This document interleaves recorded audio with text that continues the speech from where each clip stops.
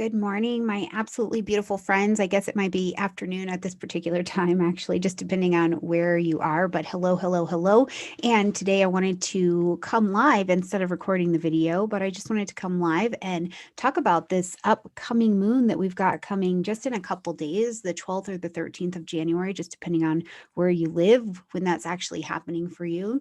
So I wanted to talk about it. I also wanted to talk about the weekly astrology that is happening around this moon and kind of what we can expect in this next couple weeks and the way that we can use these particular energies. So hopefully you'll be willing to settle in with me for just a little bit here and we'll have this, I guess it's really kind of a monologue because I can only see you guys out there and say hello, but I can't really super talk to you while I'm talking through the forecast. So if you are showing up in the chat, I just want to say hello, welcome. Thank you so much for grabbing the live and tuning in here with me. And I want to go ahead and get into this. Of course, as always, the eat and greets are coming up this week. We're going to be going live on Monday with Greg Crawford, talking about the upcoming Mercury retrograde cycle of 2021, which we move from water to air. So I hope you will check that out. And if you haven't checked out the Kickstarter campaign, we've got 28 days left to get free astrology for 2021 funded. So jump in with me, support. I really can't wait to bring that to you guys. Okay. Hopefully all of you guys are doing well and beautiful out there as well. And I'm ready to talk about this moon. I'm ready to talk about what's going on this week. It's an interesting week. I'd be interested to hear what's been happening in your lives and your world over there. I know that on this side, we've definitely felt some of the energy start to pull in where we've got more information and things that are uncovering over here that are bringing some new perspective into our household. So I would love for you to either tell me in the chat or below this video if you're watching back, what's happening, what kind of revelations, what's going on with you, how are you doing? I want to know how you're doing out there, okay?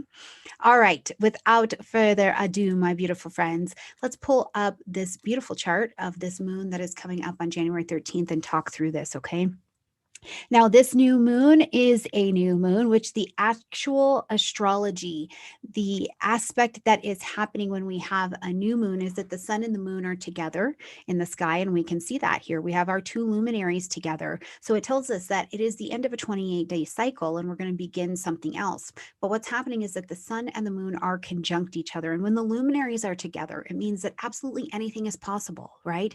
This is the time where it's like it's energetic, there's initiative, there's a magic and an intuition that is happening in the air and in the sky and in the energies around us. So that's why we say we plant our seeds of intention at this time. But the interesting thing about the new moon is that there's no light in the sky. It's dark. We are genuinely planting through intuition and hand on heart into that soil of magic. But one of the things that I love about the new moon where we plant these seeds of intention is that we're not necessarily having to plant them to begin something new, right? Like it doesn't have to be this brand new project or anything like that. It can be the same old thing that we had been working on. But as we ask for a newness to come to it, it is a newness that says, I'm willing to shed an old behavior. I'm willing to shed patterns. I'm willing to have this be different. I'm willing for a new perspective. And that's a big deal of energy as we come to the end of a 28-day cycle to stop and to rest in the soil of magic and say, what's next? How can I see this from a different perspective and to have that particular experience? So I think that it is a unique time in the sky and it's dark. And I don't know about you guys, but sometimes it's like, when things are happening for me or when I need to get a new perspective or I need a minute to just center and ground, I do have to close my eyes and like shut out the light, shut out the world for just a minute and go there. And that's a lot of what I think about at the new moon energy is it's that moment of pause, prayer, reflection, whatever it is that you call it at that time where we close it out, we allow the dark to happen and we settle into it. And it is the soil of magic within us. It is the soil of magic within our nature and our environments and the energy that is available to us. So now for some people, depending on your sensitivity to the moon, you may be feeling these energies rolling in even early as today. You could really be feeling those things. But when we're working with astrology, and we're working with energies. One of the things to kind of keep in mind if you do have a new moon or a moon ritual is you really want to work with the timing as close to the moon itself as when it's actually happening, even if you are feeling the energies a little bit before that. So I just wanted to pique your interest on that in case that is ritual is a part of what you do. I just wanted to share that with you. Now, this particular moon will be happening January 13th at midnight. Now, that is based on Eastern Standard Time, so you need to calculate for your particular time zone, okay? Now, like I said, we've got the moon and the sun together. They're here at 23 degrees of Capricorn. So first of all, let's take a minute and just evaluate what that means. Now, the new moon itself is the event. So we want to see everything that is connected to the event. Now, the event itself is a new moon. It says fresh start, new beginning, initiate something, something to begin. Okay, check. We've got that piece of our story. Now, what's the new moon asking us to, which characteristics is it asking us to use to get these things done? And they're the Capricorn characteristics, right? These are the qualities, these are the characteristics of success, of tradition, of building, of earth, things in the material plane, of planning, making a plan so that you can achieve, right? So we've got this new energy that is available for us to have this fresh perspective, and it's in our most planning for your own success kind of sign. And Capricorn is an earth energy. So what are we planning for? We're trying to make some plans for stability and success in the material plane. Our earth signs work in the material plane. So as you're listening to this forecast, wrap yourself in how this is manifesting in your life and what this means. Or is this for you, internally? Are you trying to manifest in this material plane? You're trying to find your own grounding. We've been in a time of a lot of uncertainty. So as you think of it, though, we've got the event that says, let's begin something new with qualities of how we can achieve going down the road, right? Now, when we're looking at an event, this is to feed information into your practice of astrology. When we're looking at an event, we want to see all of the aspects that interact directly with the event because those will put the primary emphasis into the event itself. So as you can see here on the chart, we've got the new moon happening at 23 degrees, but then it is here and it is kind of brushing up right here at just 1 degree away, the energy of Pluto. Now, Pluto is going to bring in this emphasis of change because Pluto is in conjunction there with this particular moon. So Pluto is going to bring in this emphasis and this strong, pronounced drive towards change, towards evolution, towards becoming something else or something different. The evolution is here under this particular energy. It also, though, the thing that I love, considering that this is a new moon, so it is new perspective, new opportunity that is available, is with Pluto right here. It's this opportunity to really gain access to your own personal power, your own ability and your own drive and your own agency and influence to make changes in your life, to have more stability, to make a solid plan that allows you to drive forward and be successful in what you're doing. So one of the things that I love about this particular moon, and I spoke about it in the weekly, is that I feel like this particular moon is not so much about us rushing out there and being in action on all of the things, but it's about stopping, researching. Pluto's phenomenal for researching. Research maybe where you're struggling in your current plan. Where is it that you're trying to make something steady, sturdy? You're trying to leave a legacy. You're trying to get something to grow. You're trying to be a little bit more grounded, and you feel like it needs more planning. This is a wonderful moon for getting the ground beneath you solid. Make a plan that you can stand on later and be successful, something that gives you maybe the step-by-step way to achieve, that maybe allows you access to resources that will help you achieve. Either way, I never underestimate the ability for Pluto to be driven. This is a good driven energy, and it comes from the depths of who and what we are. This is not a shallow energy at all. Now, your ability to, with Pluto, to explore the depths of a project, to explore the truth of a situation, to get into the uncomfortable pits of what needs to be destroyed so that you can create and live by a successful plan. This is that energy. Pluto is not playing around. He's going to help you get to the bottom of whatever's going on, whatever's down there. And once you weed it out, your soil will be healthier, right? We're planting in the soil of magic. So let's make sure that thing is as healthy as is possible, okay? Now, as we're looking at this particular moon, which has beautifully bumped up against that Plutonian energy right here, what we also see is that we've got the ruler of this particular moon event, because you always want to go see what the ruler of the event is getting itself up to, right? What is Saturn being the ruler of this particular moon event? What has it got going on? Now, first of all, we can see that Saturn is here just in the energy of Aquarius, but it's hovering, it's orbiting here with Saturn and Jupiter being together. Now, as Saturn and Jupiter are together here, similar to the energy of that Saturn Jupiter conjunction as they came together, they're actually bringing a really brilliant stability, and it's a wise stability. Now, Saturn has recently just had this ingress into the energy, or entrance, if you're not used to that word yet, has recently had its entrance into the energy of Aquarius. So for many of us, maybe what we're seeing, maybe what it looks like is you're seeing what is not working or what like doesn't fit anymore, because the Saturn ingress will show you pretty immediately, like lights on, this is not working. We need an adjustment of this here, because Saturn will come in and help you fix those things. But you have to recognize that they are not working out at first. Now, as he's together there with the wise teacher, Jupiter, and they are in conjunction, they are bringing a nice stability because they want your great expansion. They want a great wisdom here. So they are available to have the stability happening right here. Now, one of the other things that I'm thinking about, though, is that they are fortunate when they're together. They can feel heavier, but they are certainly fortunate, okay?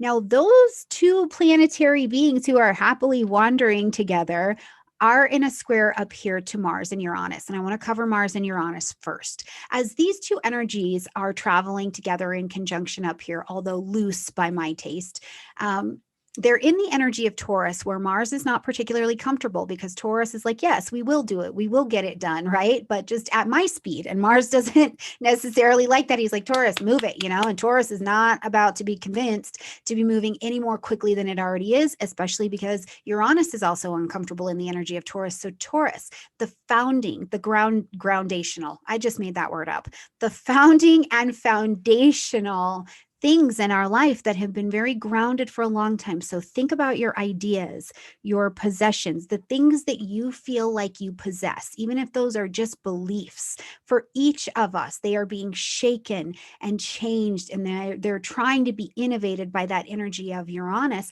And then we're being asked to take some motion on them with Mars being there. And that can be a bit tricky and uncomfortable for all of us, because it's a fixed energy. We have been fixed, each of us, into some set of ideas, beliefs, circumstances, situations, whatever it is. We've been with them and we've been fixed into them for a very long time. So unrooting them can really feel like a challenge, okay?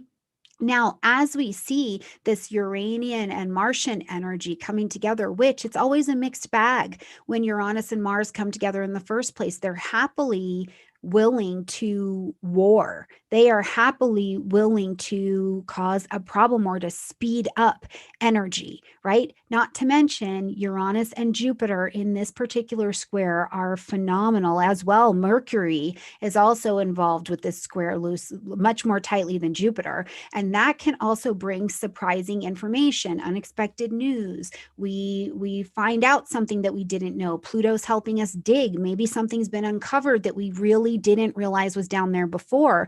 And that is challenging our fixed ideas about something, where we've been, or where we perceived ourselves to be very steady in something for a very long time. And now we're seeing it from a different perspective with some different kind of news. Okay. But now, as those bodies are pushing and squaring against both this Jupiter and Saturn energy, what we're feeling here is, yes, it's this willingness or opportunity to plant something new and to move it forward. Maybe even, getting the strategy together, moving this career and achievement goal forward, whatever it is. But we feel under that square that we are stuck.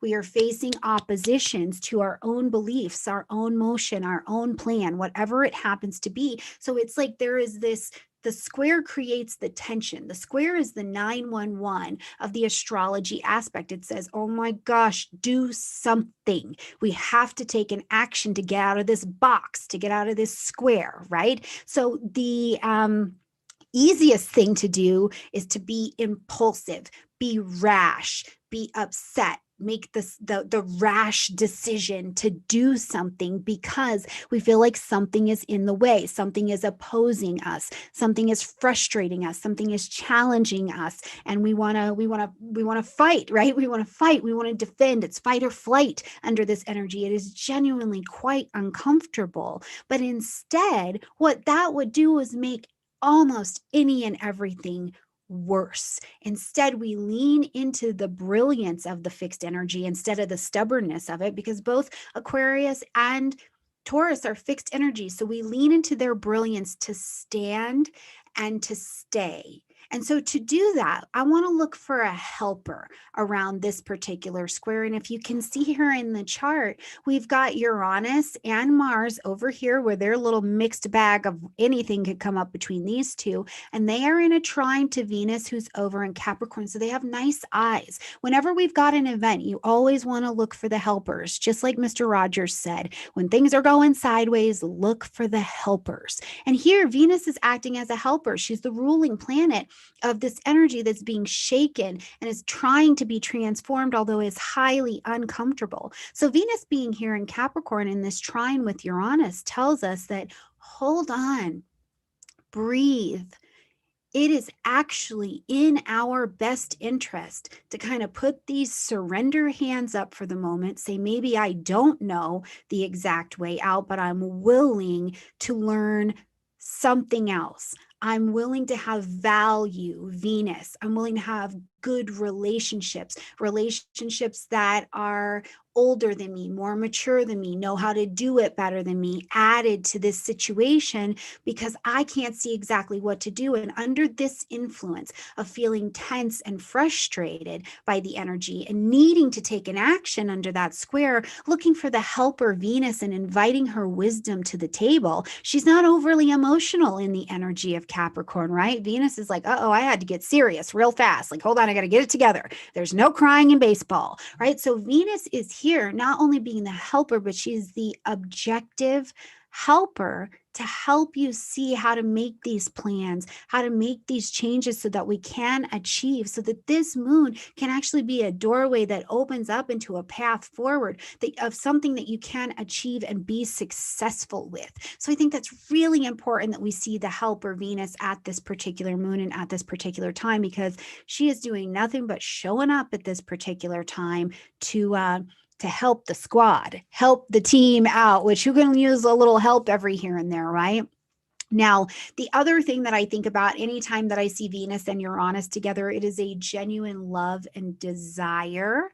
It is a desire and a craving for freedom. It's freedom in my finances. It's freedom in my relationship. It's a freedom to have a new experience, actually see and experience something different. But I will tell you too, that Venus and Uranus, while bringing this fresh experience, this little mini breakout for us, is not certain. We're not always certain what the answers are going to be. So, as I kind of wrap up some thoughts about this moon, one of the things that continues to come to me is this idea that at this moon, while it is great to plan and it is great to look at these structures and it is great to need to see things from different perspectives, especially where we've been feeling like things are really grounded or we've been stuck with them for a while, is that we are definitely in a time of faith, my friends. And whatever that word means to you, faith at this time means you do the footwork and the outcome is really up to the universe, because we're not that in control in the first place. And I think that 2021 in the energy of air is really this expression and this experience for each of us of playing with and in that understanding that we can only do as much as we can. We can only plan as much as we can. And then we have to let the magic happen. We have to let go and see where success takes us. We have to have enough faith and enough courage to allow the innovation to be simply that we don't have all of the answers, and it's okay for someone else's harvest to feed us and for our harvest to feed someone else. So I think that this is a powerful, powerful new moon for bringing in innovative, visionary planning and strategy practices to our lives, for being honest about where maybe our success is, like we've met with some kind of stumbling block in our own success, right? What is holding us up? What are the limits? What are the barriers that we've set for ourselves or that we feel like have been set for us, and we're looking to climb over them and have a different experience? I think that this moon provides the opportunity to meet and to encounter that particular information so that we can have this revelation. Now, going forward, just a couple days after this moon, I want to point this out. Uranus is retrograde at this particular moon at this time. So the places that you're looking to innovate, you don't have to look far. These have already been on the table. Pluto is still in the energy of Capricorn. We know we're not looking at new situations. We're not looking at new situations. We're not looking at new circumstances. They have been a while in our lives. By the time you're dealing with Pluto energy, and you can know this in your practice and take it forward, by the time you're looking at a Pluto influence, it's been there for a while. You just are maybe getting a different opportunity to experience, like really experience it here. And next to the moon, because this is still a lunar event, we've got all of this raw energy that's available to us, and our intuition is sharp, our instincts are sharp, and we know that what Pluto is showing us is true. Okay, so we bring in also that influence of Uranus being retrograde, but then just a couple days down the road, Uranus is going to come out of retrograde.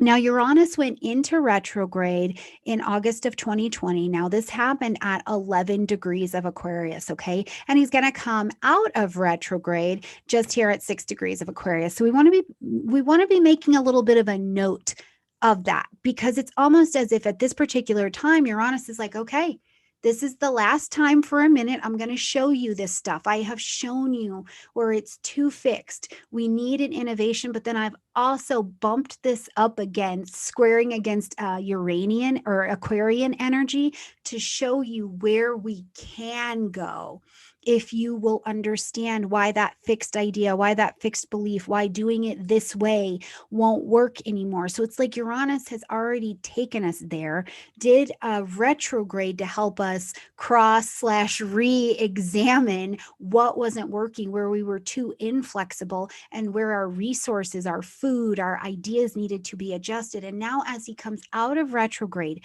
just after this moon, now we've got this next 2 weeks to hands up, take a step back, surrender to the chokehold you've got on your life or whatever situation is going on, right? And say, okay, new information, new plan, I'm ready. I'm ready to see around the hardships. I'm ready to see around the restrictions. I'm ready to see around the fear. Show me. Appeal to the universe. Show me. It's just waiting for you to ask. So ask it to show you at this moon. And as Uranus is out of retrograde now, all of the places that you saw that you didn't feel free, you're going to start to be able to take action on them to be free. Uranus, if you're not feeling free in that particular area or of your life, Uranus will manifest as chaos instead of excitement. It feels like chaos, and it has to, because it's got to get us to move. It's got to get us to release our attachment to what it was. And in Taurus, this is particularly challenging because what did we think was going to work for us? 2020, we all found out that maybe the way we were resourcing wasn't going to work for us anymore, right? Maybe we're going to have to take that same old job, find a way to put it online. Maybe we're going to have to relook at what we were doing with our resources, our food, our money, our relationships. And we were going to have to really cross-examine how we were getting those things done. And sometimes it manifested in uncertainty, chaos, the feeling of being out of control in the world around us. Not to mention, we had the Jupiter, Saturn, and Pluto then all squared Mars when Uranus went retrograde, and that created more frustration. That created a sense of more fear or more uncertainty. But now Uranus is coming out, and he's like, it's okay. It was a wild ride, my friend, when we were just there in the retrograde, but now you can see. It's almost as if, I think, as Uranus comes out of retrograde under this particular moon influence, he leaves us with sacred eyes, sacred perspective, a sacred understanding. And the same time that Uranus comes out of retrograde, the sun actually moves over into this tighter conjunction at that time with Pluto. And we can see into it because it leaves us with these sacred eyes then that are a little bit adjusted, right? Like the lens is adjusted. And then the sun, Pluto, as they come together and the moon gets away and those two are left to bond on their own, it's like, I have power here. I have personal power. I have agency. For some people under the sun, Pluto, I think what's really going to happen is they're going to have a come up. They're going to have a come up. They're going to have a come out, right? Because the new lens, it's like a new pair of glasses will have been handed to someone, to each of us maybe, and we get to see a different way to do things. And it will bring relief. It will bring different relationship. It will bring the absolutely necessary fall of relationships, of plans, of connections, and of energies that just can't support and serve us anymore. Because I will tell you, if nothing else, I do know from my experience that a new moon in Capricorn is opening up the pathway for us to be able to achieve. It wants our success. It wants to support our solid material, grounded, stable success. But right now, this moon, a lot of it is about using those new sacred eyes to see your planning process from a different perspective. As we get ready to close out the week, and we're just closing out the week from this moon, we're just getting to Sunday, which will be the 17th at this time, just so we're tracking on dates, because I know I have like COVID timing right now. I don't really know what date it is, but we get to the 17th and we see this Jupiter and Uranus square still in conversation.